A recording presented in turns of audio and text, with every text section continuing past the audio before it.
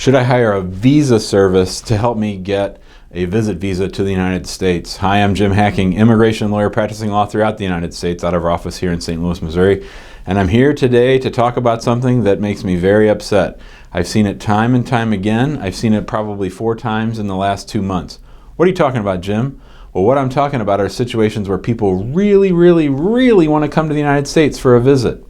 And so instead of filling out the DS-160, which is the application that you fill out with the State Department to get a non-immigrant visa to the United States, like an F1 or a B1, B2 visit visa, that when they do that, they go and they hire someone to help them.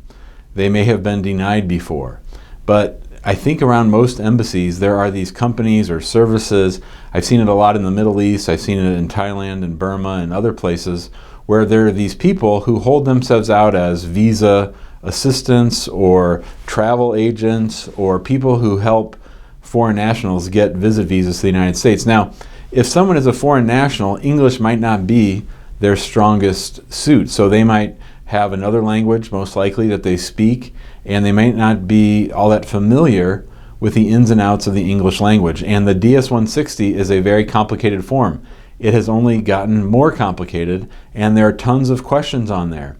And what we keep seeing is that foreign nationals apply for a visit visa and they use these services, and the services simply lie in the application. They may say that the foreign national is married.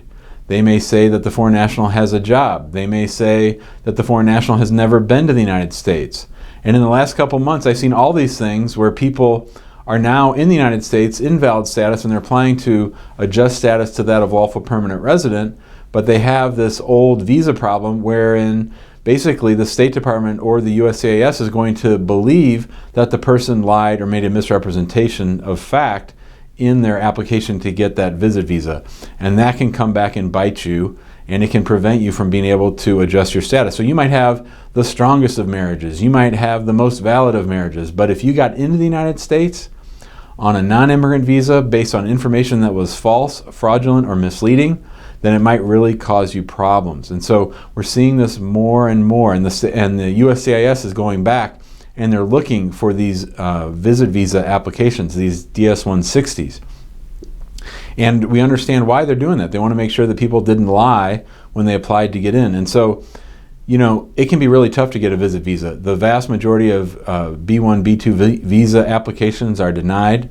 And unless you can show that you have substantial ties to your home country such that you're going to go back home to your home country, it's most likely that that visit visa is going to get denied. And this is where those notarios or those visa assistants come in. They know what makes a case stronger. One is being married, one is having a job, one is having a serious bank account, one is the fact that you haven't been to the United States before. These are all reasons that cases get denied. So what do these notarios do, or these visa assistance programs do? They simply lie and they mark no on those applications. Well, I was in an interview very recently, and when I went into the interview, I had no idea that my client had filled out this DS-160. He had a company that he thought was a travel agent who helped him figure out how to get this visit visa, and it turns out that there were some mistakes in there. Now, he said that he relied on them to do it, and I'm sure that's true. I'm sure he wasn't lying, but now we have documents that the government can point to and say, oh, look here, you said you weren't married, you said you were married. That wasn't true. You said that you'd never been in the United States before. That wasn't true. And so it was a real problem. And so don't hire someone to do that form for you. If you need help, either hire a lawyer. We don't handle these in our office simply because so many of them are denied. We don't even like to get involved in them because people end up getting angry at us. So we don't really get involved in visit visas, but you're going to need someone that you trust, someone who's not going to lie and just try to get that fee from you for the visa assistance. Instead, you want to get someone who's got your back, who speaks English well, who understands the meaning of all the questions, who's going to go over all the questions with you, because saying, I didn't read the forms, that's not good enough. That's not responsible, and the government's going to hold that against you. So please, please, please do not use one of these outfits. They're bad, they're quasi-criminal, they're only going to cause you problems, and as we saw today in a case that I had, it might prevent my man from being naturalized as a U.S. citizen. So it's a real serious problem, and it can be like a ticking time bomb that's just going to come up and bite you later. You might get by without it for a while, but at the same time, it might get you when you apply for citizenship or a green card. So don't do it. We hope you liked this video. If you did, please be sure to share it with your friends. Be sure to put it on social media. If you like our YouTube channel, make sure you subscribe so you get updates when we issue new videos.